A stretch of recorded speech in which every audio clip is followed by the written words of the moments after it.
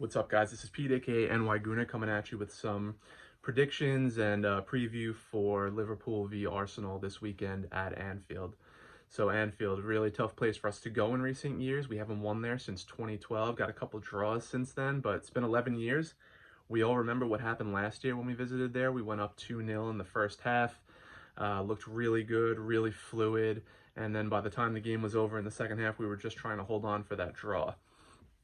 So was really hoping that West Ham could do us a favor midweek and give them kind of a tough game in the Carabao Cup, but that didn't turn out to be the case. Turned out to be more of a training session for Liverpool. They were able to rest a couple of their key starters, a few of them being Salah, Trent, and Luis Diaz. A couple of those guys came on at the end of the game. Maybe all three of them came on at the end of the game. I believe Salah got a goal. So yeah, it was some good minutes for their fringe players. They didn't really have to exert themselves all that much. I know Harvey Elliott looked really good for them, so it's probably going to do more to help them for this Arsenal game this weekend rather than it would to hamper them, with us having the full week off. But hopefully we take advantage of that rest that we did have.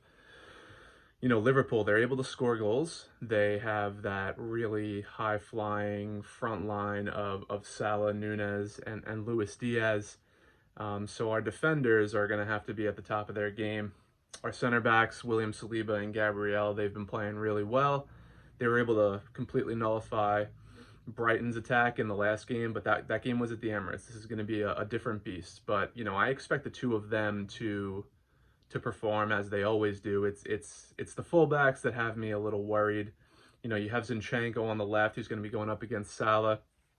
I know a lot of times this year he's had Martinelli there to help him out, getting back defensively. But if we're going to be shifting him and inverting him into the midfield, you're really going to have to watch for that ball over the top to Salah out there with his speed. So then you have Ben White on the other side. And Luis Diaz or Darwin Nunez, whoever, he's going to have to be taken on. He has not looked good this year. And this is a game where, we might really be hurt if, Ben White is not the Ben White of 2022, 2023. So we'll see how that goes. I think this is a game where if we had a healthy Tomiyasu, that Arteta might opt for him over Zinchenko on the left, but unfortunately he's got another knock and we're not going to have him available for this game. I think Declan Rice is going to be pivotal in this game. I think he might allow us to be able to control that midfield, which I think is going to be very important. I imagine that, he'll probably have partners in there of Martin Odegaard and Kai Havertz again. I don't think Thomas Partey is going to be healthy for this game, but hopefully we get him back soon. With the African Cup of Nations coming up, he'll be leaving for a while, so we'll see what happens with that. But yeah, midfield's going to be very important. Declan Rice is going to play a key role. I think up front this is a game where we're going to have Martinelli going up against Trent, which is a guy that, Trent is amazing on the ball. He, free kicks, set pieces, he's unreal, but defensively, we all know that he's a little bit suspect. So I really would like to see Martinelli take him on a lot in this game. I'd like to see David Raya get the ball out to him quick and be able to utilize his speed against Trent out there. And I'd really like to see Martinelli get a goal in this game because, frankly, he's been good this year, but he hasn't been as good as he was last year when he was one of our top, if not our top goal scorer. So I'd like to see Martinelli perform. Bukayo Saka, more of the same from him. I think he's another.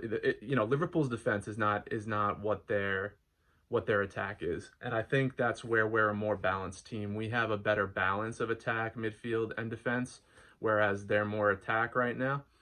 But they have Virgil van Dijk, they have Konate, so we're gonna have to be at the top of our game. I think we're overall a better team, but they've got the home pitch advantage. They're going to have the fans there. We all remember what happened last year with Xhaka and, kind of inciting Trent and Trent getting the crowd into the game. In the past, it's been Arteta. So, we're going to have to really be at the tip top of our game. We've looked better, more fluid offensively this our attack rather in recent games. So we'll see if we can keep that going. So now I'm going to get into predicted starting 11. I think that, Arteta is going to continue with David Raya in goal. I think he's what looked better against Brighton. There was some improvements there in terms of his decision making and making quick decisions that I wanted to see, and I don't think that Arteta at this point is going to opt to throw Ramsdale back in there. I think essentially I think it's going to be pretty much an unchanged team from the Brighton game. So you're going to have Ben White on the right, who's going to have to really up his game. You're going to have William Saliba and Gabriel, who frankly are probably two of the first names on the team sheet for me at this point. And then I think we'll have Zinchenko. Like I said, I think if Tomiyasu was available, we'd probably throw Tomiyasu at left back. Declan Rice, Martin Odegaard, and Kai Havertz, I think, are the guys that he's going to opt for in midfield. Kai Havertz, his confidence has been high. His finishing has been better in recent games, so I don't think there's any reason for Arteta to drop him now. You see, he won our Player of the Month, I believe, for November. And he's also, I saw this morning, he's, being thrown into some other videos for Arsenal's, YouTube channel and their social media with Bukayo Saka. So good to see him, coming around, getting the recognition he deserves. And, he's becoming somewhat of like a fan favorite now. As long as he keeps performing, there's no reason that should be. Martin Odegaard last game had probably one of his best games of the season, if not his best game of the season, in my opinion. So no reason to take him out of the team, the captain. And then up front, I think he's going to opt for Gabriel Martinelli, Gabriel Jesus, and Bukayo Saka again. So yeah, I'm going to go with a 2-1 Arsenal victory. Frankly, I think that if we came out of this game with a draw, it wouldn't be a bad result. But I think at the same time that if we have true aspirations of winning this title, winning this game does a lot for us to vault us forward into the new year, to get us, to keep us on this trajectory that we want to be on. So I'd really like to see the team go for the win. I think if we do win, we're in a great spot. A draw is not the end of the world, but this is the first time in years where I feel like, we have a better team overall than Liverpool. So I'd really like to see us go for the win. Sorry, that's my cat.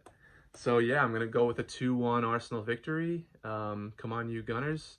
This is a new channel, so if you guys could please like and subscribe, I'd really appreciate it. And until Saturday, I'll talk to you later. Thanks.